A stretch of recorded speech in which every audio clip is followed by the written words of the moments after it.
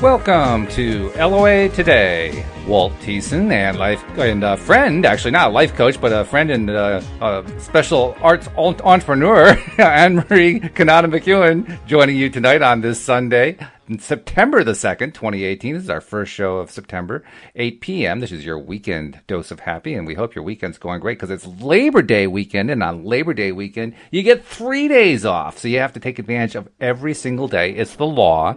You have to do this. It's not an optional thing. You have to take advantage of this. That is, if you want to be happy and you want to stay on the happy side of life.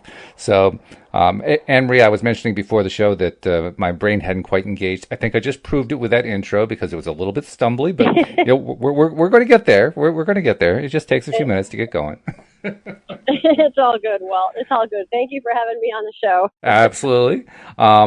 Now, I wanted to start off the show. We normally start off with wins, and we actually hadn't done that too much lately, so I want to try to get back into doing that. But wins, of course, are anything that are going well, that even the little things in life, things that worked out right during the week, something maybe you manifested. It could be almost anything. I wanted to share a win that happened just in the last couple days when I was doing some research, and I can't remember what the context was that I was doing the research, but I wanted to look into how can what things that we can do physically to raise our mood, to get into a happier place, because positive psychology and the research associated with it has been digging up all kinds of interesting stuff over the last 20 years or so about the importance of being happy and what happens when you are, and the things that go right in your life as a result. And it's almost law of attraction, except they don't want to get into anything that woo-woo, so they don't call it that. But it's basically the same concepts. Right. And one of the things I ran into when I was doing my research is I found an article at the National Institute of Health website. And at that website, this particular article talked about 4 different ways to make yourself happy, essentially. The first one won't surprise any of us who are law of attraction practitioners, because that first one is think positive thoughts. And we say, well, duh, we do that all along. Right. But it's nice to know that science is agreeing with us. Number 2 is diet. And diet is actually kind of dicey, believe it or not. There's a lot of popular literature. Yeah, there's a lot of popular literature out there that talks about the value of building up your serotonin. And one of the best ways to build up serotonin naturally in the body is by eating foods that are heavy in tryptophan. So there are a lot of websites and web pages that will recommend going to a diet that has a high level of tryptophan to it, and or at least not necessarily a high level, but a high enough level to build up the serotonin. And they're recommending that as a way to essentially give yourself that boost of serotonin, because serotonin is the happy drug. It's the happy neurotransmitter. It makes us all feel better and so forth. Turns out there's one flaw in it. What's in turkey? Say, what was that? Turkey? Yeah. It's in turkey. Yeah, tryptophan is in turkey. It's in eggs. It's in nuts, and it's in a number of different foods. But there's a catch, it turns out. Because what researchers have found is that all that stuff creates serotonin, all right, but it creates it in the gut. And it turns out that there is some sort of a blood barrier that prevents most of that serotonin from making it to the brain.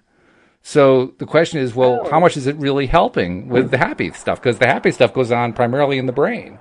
So the researcher was saying, this doesn't mean we should rule out diet. It just means we need some more research to figure out, well, how do we make this thing work? Because what people have been talking about really doesn't build it as much as they think it does. I mean, maybe there's a placebo effect going on. There probably is. But the actual physical improvement that people expect from building their serotonin that way probably isn't going to be as big as they had thought. But anyway, that's the second one to use. And that one is like more to come. That's the way he was selling that one. The third one, another one that doesn't surprise us, is exercise. And that makes a lot of sense. First of all, anyone who has ever exercised to a point of feeling great, well, that's the combination of the serotonin and the dopamine kicking in. And, so we recognize that. That's the runner's high, right? That's the athlete's high. So that one makes sense. And then the fourth one was kind of a surprise to me. The fourth one is bright light, because apparently if you have bright light in your environment, you will be happier. And indeed, some of the studies that have been done to show the validity of this include, we have a little background noise going on there, include over in Europe, in Northern Europe, in Scandinavia, which of course during the winter months gets very, very dark, they have deliberately installed major public centers that are brilliantly lit. And what they found is when people who live in those areas congregate in these brilliantly lit sections of their countries during the winter months, everybody's attitude improves. So that kind of reinforces the idea bright light really does it. And apparently they've even narrowed it down. They say what you want is at least 3,000 lumens of light. Now, to give you kind of a rule of thumb, 600 to 800 lumens of light, that would be like a 60-watt bulb or the modern-day equivalent, not non-incandescent bulb. Something like being out in a cloudy day. Cloudy day is usually going to be about 1,000 to 1,200 lumens. Sunny day is going to be closer to 3,000 lumens, 2,500, something like that. If you're out in blinding sun on snow, like a snowscape that's just all white, that can be as high as like 10,000 lumens. That's why you really, really need the sunglasses in a situation like that. So the idea is you want the equivalent of a bright sunny day. That's how many lumens of light you want. And I thought, well, shoot, I ought to try doing that. So I have gone out today and bought a bunch of high wattage bulbs. The modern equivalents that are they're not actually 100-watt bulbs. They're like 60 or 70 watts or something like that. But they have the illumination of 100-watt bulbs, and I've got them plugged in all of the lamps in my office. And it certainly is a lot brighter in here. So I'm going to be doing an experiment for a while to see, just how much happier it makes me. Because this is something I've been working on. I've been talking with some of the other life coaches here on the podcast. I've been working on doing stuff on my own, and there have been a number of times where I found I just can't get my attitude high enough. And I'm wondering, maybe it's because I've been working in an environment that's just too dark. I don't know. Interesting. Well, and then there's the other facet of that. You've got to be careful what kind of light, because you really don't want to be under fluorescent lights, because fluorescent lights, that's not good either. Right. So it probably depends on also what kind of light. So yeah, these are the modern soft white types. Notice that. No, I agree with you, because the fluorescent, there's something about those lights. I mean, they can be very bright, but they're just cold. They're just not comfortable lights to be in. But the ones that I got are the warmer, soft white type lights. So I'm hoping that also makes a difference. Good. Yeah. That sounds like a good alternative. But yeah, I think anybody would kind of think about that as being common sense, is that light is something that's going to make you feel better, although we kind of forget about it, don't we? Well, that's just it. I mean, I didn't even give it any thought at all. It just hadn't even occurred to me, geez, maybe I'm just not lighting my environment enough. Right. So. Yeah, well, I know I always feel better in the light, and sometimes I think, I don't need to turn the light on. But then I turn it on and it's like, yeah. It's just like, yeah, put that light on. I love it. That's great. It's always good to get enthusiastic about stuff. And if turning on a light is a win, then by God, it's a win. That's all there is to it. Absolutely. Yep. So that's my long-winded win for the weekend. 4. The 4. Yep. The thought, diet, exercise, and light. And light, yep. Well, sounds good. I mean, obviously, I knew about exercise. Mm-hmm. The diet one, that still interests me about the whole serotonin thing. Because to me, what makes me happy about diet? Well, when I know that I'm eating a food or a food group or whatever that is good for me, that makes me happy. Well, that's good. So, I'm just happy. When I eat a salad, I'm happy because I know that it's good for my body. I know I'm doing what I'm supposed to be doing, especially if I'm chewing 22 times. Oh, so you have dietary rules then. That makes me happy. Well, they say, there's all these guidelines that they give you for food. They say chew your food well and do this and do that. And so it just makes me happier when I know I'm following it. But I think that's one of the things that I learned about in general from law of attraction, is that you're happy when you're in harmony with your highest self, right? And your highest self knows that eating good food is good for you. So, and to me, it's very important. So I think that it just proves the fact that when I'm doing something that I know is good for me, I'm happy, and I know I'm in alignment with my highest self, and my higher self's happy. So it kind of all works hand in hand. Well, I think you're right. And really what it comes down to is if it's something that we enjoy, and clearly you take enjoyment from like the good eating habits, for instance, as long as you're enjoying that, I think that's probably the best reason for doing it. Because when you feel good, we know this from basic teaching, right? When you feel good, that's when you attract the best and the most and the quickest too. So, I mean, Right. like with Wendy Dillard, Yeah. Wendy Dillard has had weight problems most of her life, and she recently just kind of abandoned all the food issue, I mean, not the food issues, the food rules, because they were just bringing her down. So she's abandoned them. She just kind of does a little reading inside, like, okay, is it okay to eat this? Oh, it is. All right, then no, only that amount. Okay, that much. That's her food rule. Just check inside instead of following all the dietary guidelines, because those just drove her nuts. So it really comes down to that. Does it make you feel good? If it makes you feel good, do it. That's the way I look at it. I mean, it made us feel good today. Literally before the podcast, when we were supposed to be having dinner, instead of having dinner, we went out for ice cream. Why? Because it felt good. So wait a minute, you went out for ice cream before dinner? We did. We did. For you. We did. We went out for ice Good cream for before you. dinner, and we loved every mouthful of it. It was delicious. Good for you.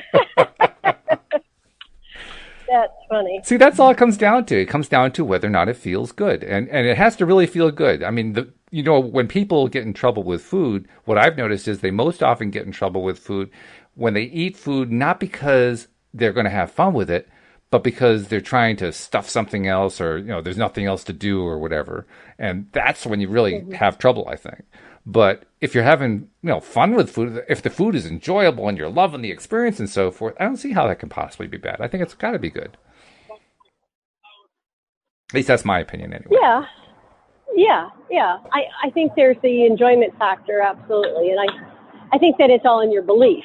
Yes. There's a lot of things to it. Abraham will say, you could be eating, a greasy cheeseburger from some fast food joint, but if you don't think it's a problem, then it's okay. It's like, you've got to agree with whatever you're doing. And you got to really believe think with that it. It's okay. You got to feel it deep down. It's not just like talking yourself into it. Oh, I guess this is going to be okay. No. That's not going to cut it, because that's not real enjoyment. That's just like talking myself into something. Right. Yeah. So anyway, those are my wins. What are your wins for the week? You got anything that's happened lately that's been a nice win for you? Something that felt good, or something that produced a nice result, or anything like that? Well, the first thing that comes to my mind is this little tiny thing that happened, but I just had to laugh out loud, and I was in public. But when it happened, I just laughed, and it was just such a little thing. Yeah, but that counts, though. You know what I loved about it? I loved the immediacy of it. Oh, yeah. Yeah. And that was, so I was in the grocery store, and I was standing in line at the service counter, and there was this young kid who was walking out the door, who worked at Stop and Shop, and he looked over at me and said, "Hey there, miss." And he smiled and waved at me, and I looked at him and waved, and I knew that I had him as a student in a summer camp previously, nice. Maybe even 2 years ago. But I recognized him, he recognized me, and he waved and said hello, and immediately I thought to myself, gee, I wish I knew that kid's name, and was able to say that. And almost immediately after that thought, one of the kids in a line, like, a cashier line way down the store, said, "Hey, bye, Davon, see you later." And I was like, oh, that's his name, there we go. And then I thought to myself, oh, good, now that I know his name, I hope I see him again, And sure enough, like 10 minutes later, he came back into the store, and I was like, "Hey, Davon, nice to see you," and it was great. I was like, thank you, universe, for giving me that name, because I had totally forgotten it, It's funny how that happens. It was just so immediate, I had to laugh. Yeah. Well, it's great when it happens that way, which proves a couple of things. First of all, that you were in such a great mood about it. Second of all, you had no resistance. Because that's what I've discovered. Right. When stuff shows up really fast, there's no resistance there. And I mean, sometimes it Right. can show up. The fastest I've ever had something show up was 1/10 of 1 second. I mean, just like bang, it was done. But even if it's not that quick, there are times when things show up really, really fast. And I know I just wasn't resisting in any way. And if I actually take a little inventory, so to speak, check out what I was feeling, yeah, there was nothing to resist on whatever those circumstances were. That's always the pattern. Right. Right. Right. And that's that's part of the trick of it all, is having no resistance to it. I mean, Absolutely. That's probably the hardest part is having no resistance. Right? I mean, that's the law of allowing, right? Yeah, it certainly is. It certainly is. Yeah. That's actually the thing that Abraham says we have the most to learn about. And I think they're right about that. I think that is the thing we have. Yeah. We humans have the most to learn about. And we can learn it from animals. Apparently, animals are really good at allowing. They're not so good at the deliberate creation part, but they're great at allowing. It's like we need to share roles with them. We'll do deliberate creation and we'll teach them that, and they'll teach us the allowing part, right? Right. Yep. There you go. Well, I mean, why do they have to have any resistance? They're just following their instinct. Pretty much, yeah. They're just kind of going with the flow all the time. Mm-hmm. And they have no fear. They have no worry. I mean, I don't know. Sometimes I wonder about that have no fear thing, though, because they have natural fear because of predators and things like that. But I don't think they worry about really anything. No, they don't worry. They just sort of let it be. They're alert. I mean, we have 2 cats, both black cats. In fact, we had one of our neighbors who we had never met before, but we met her tonight. She comes up to us and says, "Oh, are those your cats?" "Yes, they're our cats." "Oh, they're just so adorable." And, they really are. One of them we call the neighborhood ambassador because he goes out and introduces himself to everybody and wants pets and everything like that. So he's very, very friendly. But by the same token, he's very cautious. I mean, he looks out for himself really well. He's very much of an outdoor cat. To the point where he has not been inside since May. He comes in to eat and he goes out. He comes in to eat and goes out twice a day. That's it. That's all we see him. So he sleeps outside too. Yeah, he sleeps outside. Yeah, and he loves it out there. Oh. In fact, tying back to what we talked about earlier, I'm wondering if part of the reason that he sleeps outside is because he likes being outside because of the light. I wonder if light affects him the same way, and he wants to be out there for that. Which kind of reinforces we need to lighten up our house a little bit. Yep. Well, sounds like you are. So we are. We're taking the steps. There it is. So anyway, you had come up with the idea of a topic based on what Tom Wells and I had talked about on Friday morning's podcast. And now the context that we had started in with Tom's with the podcast with Tom was a little bit different, but one of the issues we ended up discussing between the two of us was what I'm going to call who initiates. Is it that we who initiate, or does the universe initiate via the law of attraction? Because there are kind of a couple ways to express what happens when we attract stuff into our lives. One is what I might call the universal manager approach, which is where I just leave everything to the universal manager. The universal manager decides how to get things to me. It kind of knows what I want. It's the universal manager that's doing all the directing. The other viewpoint is, well, we're the ones doing the directing, but our job is to place the order and then let the universal manager do the part. So the question is, who's initiating here? Is it us or is it the universal manager? And that's really what you were responding to. And I still think it's a good topic because there are different viewpoints on this one. And you talk to, 5 different people about the law of attraction. You look at 5 different answers on it. I mean, for myself, like I was telling Tom on Friday, for myself, I think that we individuals are the initiators. And I think we do it through the thoughts and feelings and ideas and conversations and so forth that we put out on a daily basis. And then the universe, I see the universe as responding to that, not necessarily so much in terms of the universe being this intelligent being. Well, hello there. Did you hear that? Oh, yeah, that's pretty loud. We noticed that one. We noticed the car. We noticed the dog. Okay. Yes, well, that's Middletown for you. That's Middletown, yeah. Well, that's what happens when you're also the director of a cultural arts center and you have to be there to do other things while you're doing a podcast, which is perfectly understandable. Yes, that's right. I'm supervising the installation of an art project as we speak. You're a multitasker is what you are. Yes, I am. Show me a woman who isn't. Okay. Just ask Louise. Ask Louise. Oh, Louise, okay. do you ever multitask? You know? Oh, it's funny. Oh goodness. But but I like the topic, and I think that of course there's no real way of knowing an absolute answer. For me, I believe that before we came into this lifetime, we set out a plan. We created a plan, and I think it was quite an elaborate plan. And I'm really impressed with the way the universe is so it's so well orchestrated and so not regimented, but planned. I think planned is the word I'm looking for, because I think we come up with a plan for our life, and then I think we set it about following the plan, and I think that our higher self guides us and leads us and nudges us toward that plan. But because we have free will, excuse me, in every moment, we are getting to decide, are we going to follow that nudge or not follow that nudge?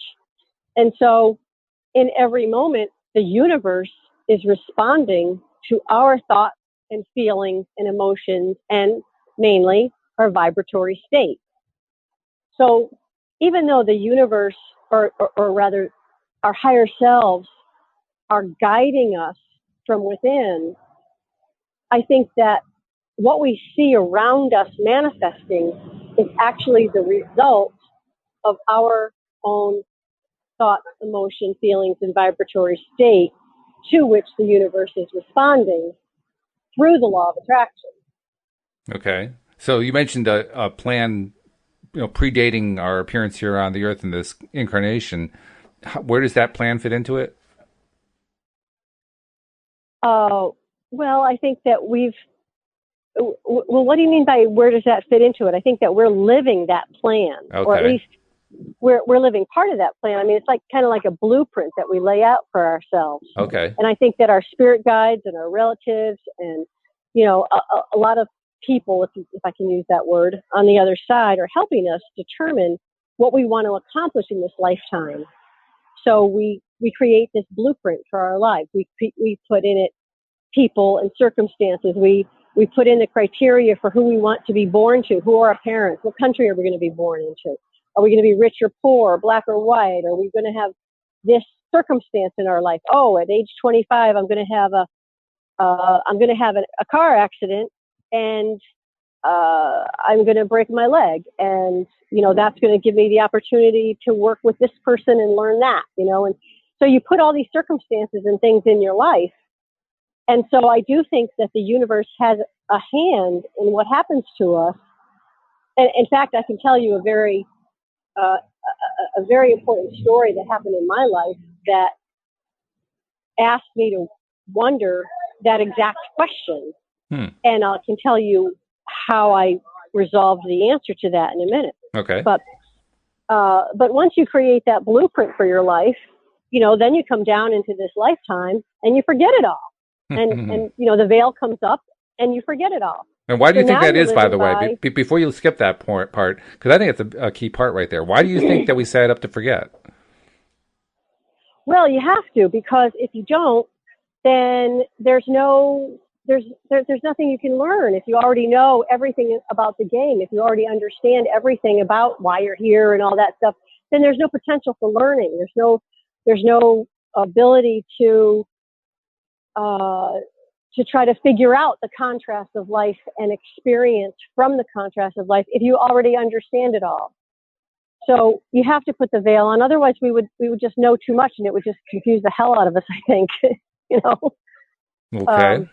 But doesn't that beg the question, though? I mean, because if the purpose is to come here to learn something, but we already knew it before we got here, then why are we learning it? Excuse me. Well, it's not that we're here to actually learn something that we already knew, but it's kind of like, I think, experiencing something that you can't experience on the other side until you come here and experience the contrast of it all. And you have to be fully immersed in it, otherwise you won't believe it, and you won't allow yourself to actually feel it. Okay. So it's experiencing that we get to do here on this planet. And it's also creating ourselves. I like Neil Donald Walsh's version of, we're here to create ourselves anew in each and every moment, becoming the grandest version of the greatest vision we ever held of who we are. And Okay. you could say that's part of our reason for being here on Earth. So if you kind of knew everything that we knew on the other side, it would just sort of not allow you to really fully engage in this process called life here on Earth. Okay. Well, So, that's interesting. Yeah. I mean, I don't know if I completely buy into it, but I've heard a lot of similar stuff, and I mean, there is a certain piece of me that wonders, did I come here to set up certain events to happen a certain way? So I mean, it's not like that doesn't resonate at all. But by the same token, there are parts that I'm not sure I totally buy into it, and I think part of it comes down to this. Let's go to a metaphor, the metaphor of the human body. Here in my human body, I'm pretty much the dominant life form in my own human body, and yet my body is made up of, I'm not sure how many millions, billions of cells, right? And according to what we've been told, each of those cells is intelligent. Each one of those cells is conscious. Each one of those cells is basically, in many ways, a separate living being. So here I have this body that's made up of all these different living beings, and yet I am the dominant force. So in a sense, I'm kind of like, if you don't mind that I'm stretching the metaphor a little bit, I'm kind of like the god of my own body in that sense. That's right. I like that. Yeah. Okay. So it kind of also makes sense for somebody to say, well, just as that's the case, so also we are part of the universal stream of source energy, and that source energy also has a larger consciousness. I say, okay, well, yeah, I can see the metaphor, but I'm not 100% convinced of that. I'm not convinced that it actually is true. It may be true. I can't say that it is, and I can't say that it isn't. I'm just not 100% convinced of it. And so I lost you on what you're not convinced of. I'm not convinced that there's a God, in the sense of a single consciousness that is made up of all of source energy. I think there's a God in the sense of there being source energy. I'm just not sure that there's a single consciousness there. I think there's a lot of consciousnesses. Yeah. Well, I think that there's, and I'm not gonna argue that point, because I certainly don't know. I can tell you what I believe, but even my own beliefs, I question myself sometimes as I uncover more teachings and hear more, books or whatever. And and so I always go with I say, well, I can accept that the possibility of that being true exists. Mm-hmm. Sure. So there's a possibility of that. I agree. Yeah. So I heard one of the teachers say that God was this huge energy mass, and it wanted to experience and to know itself more fully. So it exploded into what some would call the Big Bang Theory, and it created all these sparks, which became human souls and all the living things that we see on this planet, and even other planets. It became all these things. Mm-hmm. And we're all part of that same energy. Mm-hmm. And that's why we're all connected. That's why we all have that. That's why we're all part of the same one. And yet I personally believe that there's a consciousness that is, that we equate to a female goddess, and there's a consciousness that we equate to a male goddess, and each of them has different strengths. And the female goddess, in my opinion, from what I've learned and what I believe, is in charge of emotions, and is actually the one that answers prayers, because she's all about creativity and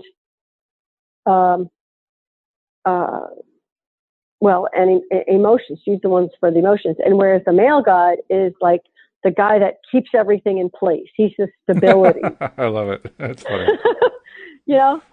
So anyway, whether there's one God or many gods or many consciousnesses or one consciousness, I do think that when Abraham refers to source, and when I think about that, I do think of it as a collective body of entities who know our life plan, who know the purpose for each and every one of us coming to planet Earth, and lovingly guides us toward the individual plan that we each have decided upon for ourselves. Okay. I mean, what you were saying is certainly something I've heard various incarnations of, various versions of, and it's certainly Right. very consistent with a lot of stuff I've heard. So I can agree with that much. I'm just not 100% sure myself, because from my perspective, what I can see it is, I can see it that I certainly buy into the idea of source energy, and I buy into the idea that source energy is filled with uncounted numbers of individuals. I mean, we're all like droplets in the overall stream of source energy, so to speak. And then that makes some sense to me. Yeah. I like that. I can kind of get my mind around that pretty easily. So that's where I can be on the same page, so to speak, as the people who argue for the God energy, the God sourceness. I mean, I can go that far with it. That part works for me. I'm just not sure if I can go the whole way. That's all. Yeah. Well, that's okay. It's okay. And we're all trying to just figure this thing out as we go day by day. And I think that for me, what's important is, are you making your life work for you? And are you accomplishing the things that you want to accomplish? And if you want to learn more, learn. If you want to explore. If you want to be miserable, be miserable. If you want to complain all day long, if that's what makes you feel good, go ahead. Just don't do it in my neighborhood.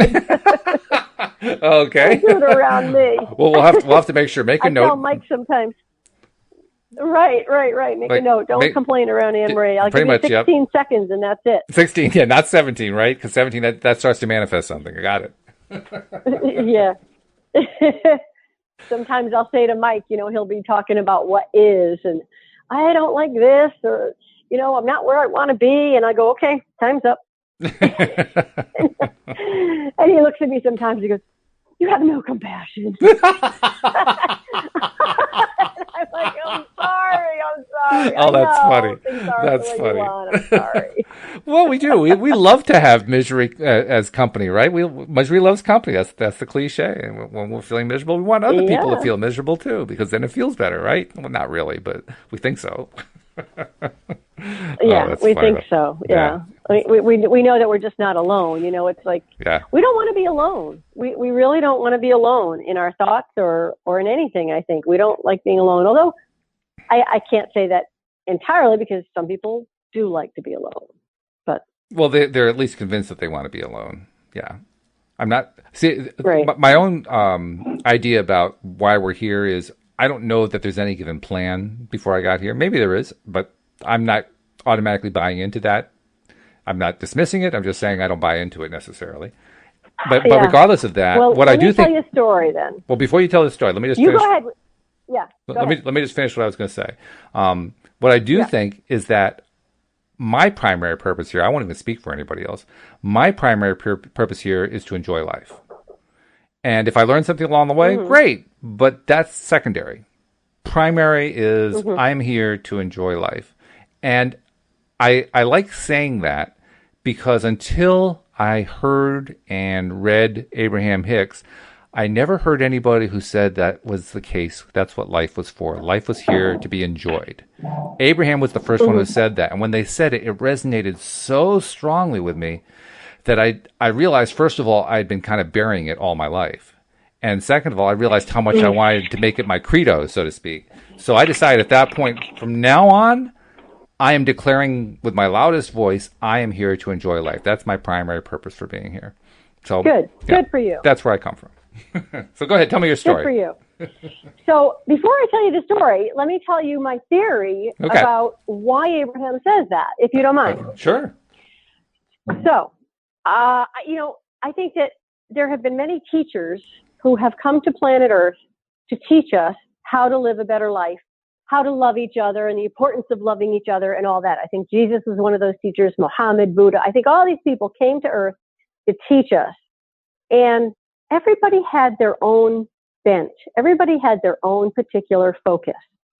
And I think Abraham, as a group of teachers on the other side, if you will, or in the invisible plane, I think their particular focus is to help us get our stuff.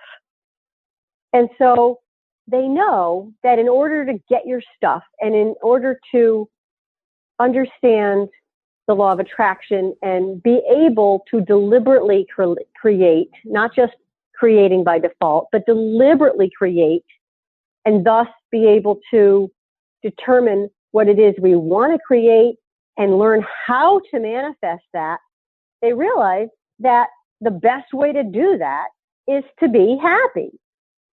So she's going to teach, or I should say they are going to teach, to be happy, to be joyful.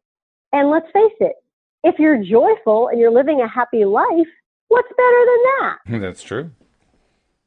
So no matter what's happening, or no matter what religion it is going on in your head, or no matter what problems are happening, if you can be happy, then you're ultimately going to figure out the problems in your life and you're going to work things out and things are going to happen for you. And the universe is going to be able to help you if you're staying happy and positive and accepting and allowing. You know, if you're doing all those things that they talk about is important to do, then you're going to be successful at achieving your goals and manifesting what it is you want.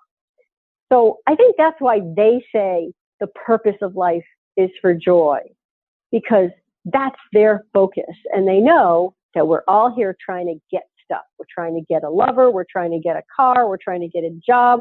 We're trying to get healthy. I mean, that's what we're doing here. Even though you could say that the focus of life is 101 other things, we all still do that every single day. Mm-hmm. And so I do think that being joyful and being happy is the biggest key to life. And, another key to life would be gratitude. But still, if you're joyful, I do think that's really, really super important.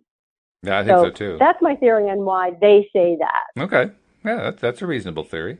Couple thoughts that occurred to me. First thought that occurred to me is chicken or egg.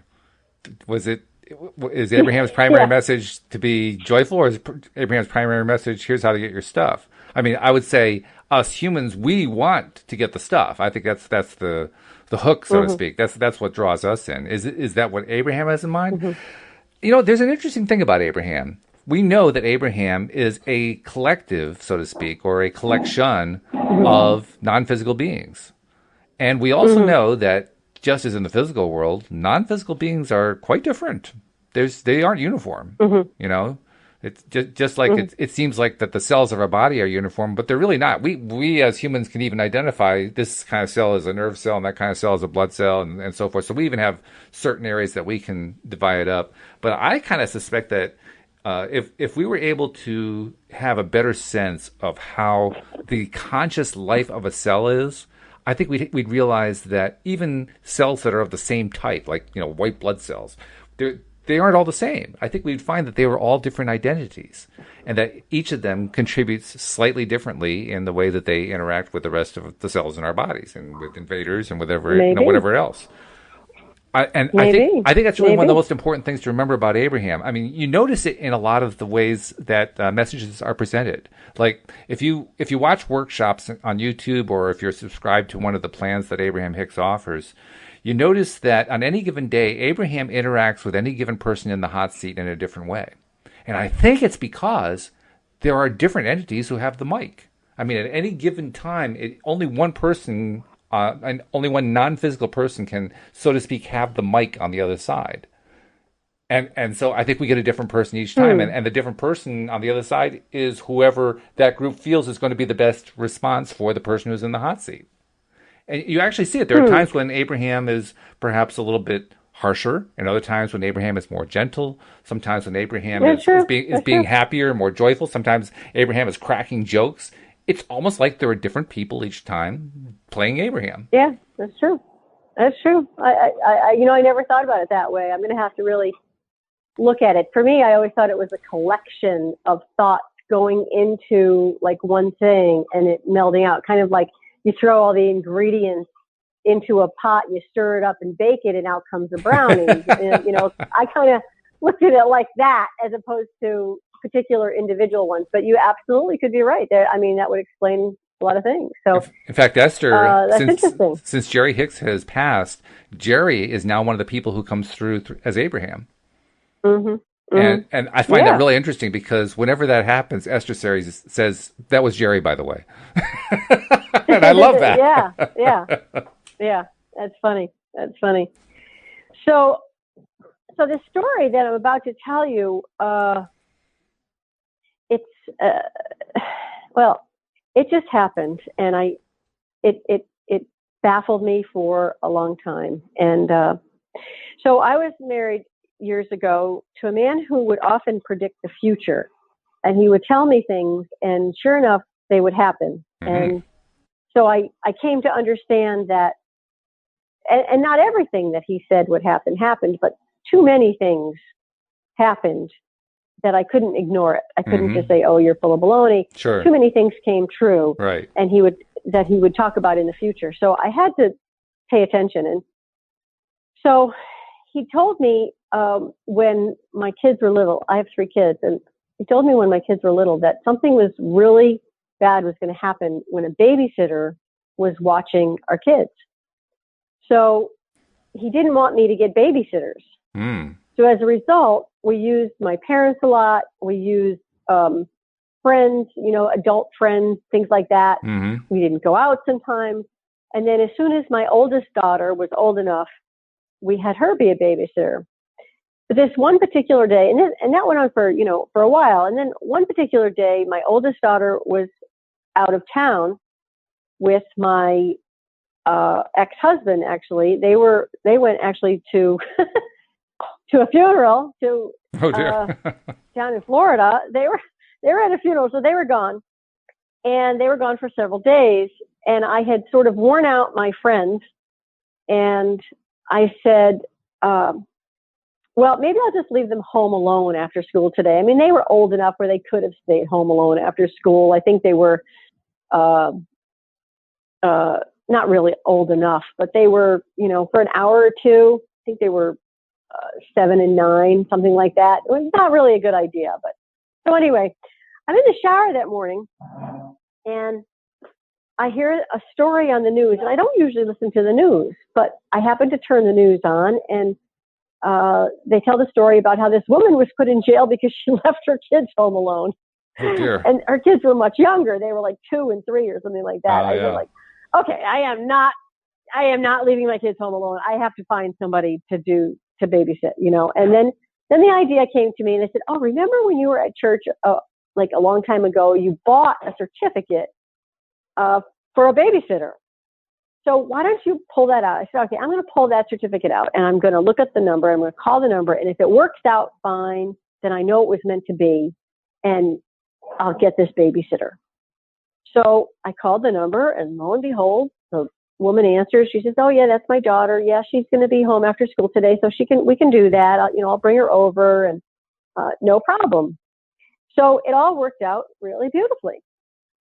So I'm like, okay, thinking this is great. The universe is helping me line up the babysitter, so I don't have to worry about it or anything. And I actually had forgotten about his prediction. I just knew that I didn't want to leave my kids home alone that day. So I figured I was doing the right thing, and it felt all good. Sure. Until I got home from work that day. And I got home from work, and there's my son on the couch. And I said, what happened? Oh, well, the babysitter was spinning him around on the front yard and let go, and he wasn't ready, and he rolled and kind of hit the hill, and it wound up giving him a fracture in his bone, and he fractured his leg. Ouch. And it turned into this big, long thing, where because it was a fracture, the Department of Children and Families was involved because they thought, they had to investigate to see if any wrongdoing happened. And all this stuff. It was on and on and on. So my husband called me that night, and actually we had to go pick him up at the airport, and he saw my son with the cast on his foot, and it was like, it was not a good scene. But anyway, so here I am trying to prevent this thing from happening for a long time, preventing this thing from happening that he had said was going to happen. And here it was, it happened. And I said, I'm saying to the universe, like, God, I tried so hard to prevent that from happening. And this morning, it seemed like everything told me to do this, to call that girl and to get that babysitter. And, I felt like I was doing the right thing. So why did this happen? I don't understand. Why did this happen? It seemed like it had to happen. It seemed like it was fate. It seemed like this was just meant to happen. And why, when I tried so hard to prevent it? So not long after that, I picked up a book. You know how it is when books just show up and you just know you're supposed to read them. And I picked up this book by Sylvia Browne. And that's where I learned about the blueprint for life, or your contract for life, where we sit down on the other side and we make a plan, and we actually come up with a plan for our life according to what it is we want to accomplish. And we put instances like breaking a leg in our life path. And that's why I say, even though I believe that we have free will and the law of attraction follows our emotional state and our vibratory state, and things happen because of that, I also believe that the universe, the collective consciousness on the other side, has a hand in it all. And it nudges us toward our path. It nudges us and guides us toward fulfilling that path and for staying on that contract, that plan. But like Tom was saying on Friday, I think it's really important that we trust that everything that happens is part of that bigger plan, and it's okay. And it's just okay, and lovingly we embrace whatever happens. Whether it's good or bad, we embrace what happens with love. And that's the best way to get through everything. There you have it. Okay. Yeah, I can see that. I can follow that. I'm not sure what I think about it, but it doesn't really matter. The point is that you've got a very coherent story, and it holds together, and the conclusion is very understandable. So yeah, I mean that's certainly a viable possibility. It could certainly be that way. All right. Yeah, I just don't know. I mean, for me, right. I had a few thoughts that occurred to me while you were telling the story. One thought that occurred to me is you were trying desperately to prevent something from happening. That to me is a surefire way to make it happen. To try to prevent something from happening. Well, there's that too, isn't that? Isn't that part of the way? Yeah. Yeah. Now there is a flip side to it, because it can work either way. It just depends on how you're feeling about it. Like the flip side would be, say you hear that there's rain in the forecast, so you bring an umbrella, and by bringing an umbrella, you know it's not going to rain, right? Because you carry the umbrella, so of course you're not going to need the umbrella. If you'd forgotten the umbrella, then it would rain. But as long as you brought the umbrella, it's not going to rain.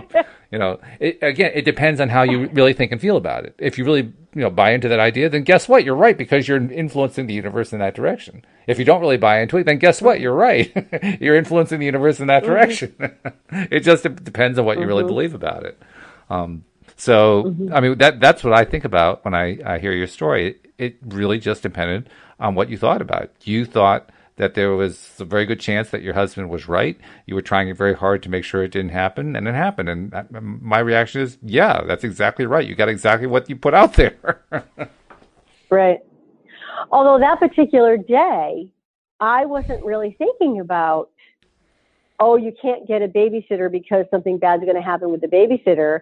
I was thinking about, I can't leave my kids home alone, because that was the message that I got in the shower was, don't leave your kids home alone. You have to get somebody to watch them. So it's important that you get a babysitter. Mm-hmm. So I wasn't thinking about the negative side of something bad happening. I was thinking I was doing something good by, making sure that they were taken care of. I think it's important to remember something that Wendy has reinforced for me a number of times, which is another word for the law of attraction is momentum. That when we're thinking about something and doing it more regularly and we're putting energy into it on a regular basis, we're building a momentum for something.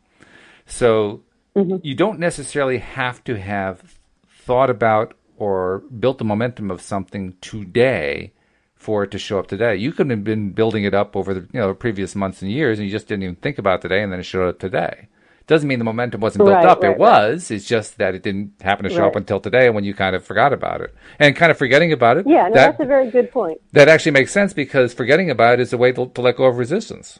So now all of a sudden the thing can show up. So I can frame it that way and make some sense out of it that kind of resonates with me. I also think about it. No, I see that. I see your point there, and I totally agree with you there. Yeah. Mm-hmm. Okay. I can also see how this is a point that I've tried to make a few times, and sometimes futilely with some of the other co-hosts. I'm not sure they totally buy into it, but I really think it's true. It's not like we live in a universe or in a life, for that matter, where we have a single thread of thought that's always going on at one time. And so you can always just follow that thread to see, how's it meander, how's it change, and that's going to show you what's going to happen in your life. Because the simple fact is, we go through a day and we have, I forget what science says, 65,000 thoughts in a day. Some of them last, a few seconds, so they don't really manifest anything. Others turn into more coherent and regular patterns of thought, so they start building momentum. But we don't have just one. We have a lot of them that go on, and they kind of all mix and match and interweave like threads that all kind of weave up into this great big knot. So you have the universal knot, right? The universal knot of all these different threads that are all tangled together, and that's why I think it can actually be kind of almost close to impossible in most cases to figure out what thread led to this event that led to that event that led to that conclusion. Because there's so many threads in there, like who knows which one it was? Some of the times we just don't know. Sometimes we're lucky. Sometimes we can see very clearly what the thread is. But a lot of the time we don't know. So I look at a story like what you told, and there was a definite momentum thing going on there. But is it the only momentum in your life? No, there's a lot of others too. What role did they play? God only knows. I mean, there's just too many of them for us to keep track of. Which is why I'm really glad that there's a universal manager to keep track of all that, because I sure can. Yeah, me too. Yeah. I don't want to have to keep track of that. But it also complicates our ability to, figure all that stuff out. So is there a universal plan there? Could be. I don't know. I can't see what's going on in all the threads.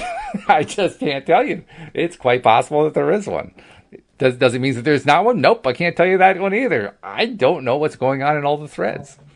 And I think that's really where, we talk about the veil of life, not remembering what happened and so forth. I think that's what the real veil is. There's just too many darn threads for us to keep track of. Well, maybe. At some point your mind just kind of boggles, like, I can't handle that anymore. You've given me too much data. Forget it. I'm done. Let's take a coffee break. Yeah. So that's my take on it. Well, yeah. Well, that's interesting. The veil too. Abraham talks about the veil. Maybe it wasn't Abraham. I think it was Dolores Cannon. Have you ever listened to Dolores Cannon? No, I don't think I know that name. No. Interesting lady I've been listening to lately. And anyway, she talks about the veil that it goes on. When you sleep, the veil is lifted. Mm-hmm. And you cross over to the other side, your mind crosses over to the other side, and you're in that non-physical world. And then when you wake up, and the veil again is sort of dropped. And that's why it's so hard to recall our dreams sometimes, because it's on the other side of the veil. Our dreams are on the other side of the veil. Okay. So this veil thing is a very interesting thing. I want to learn more about the veil and how it is that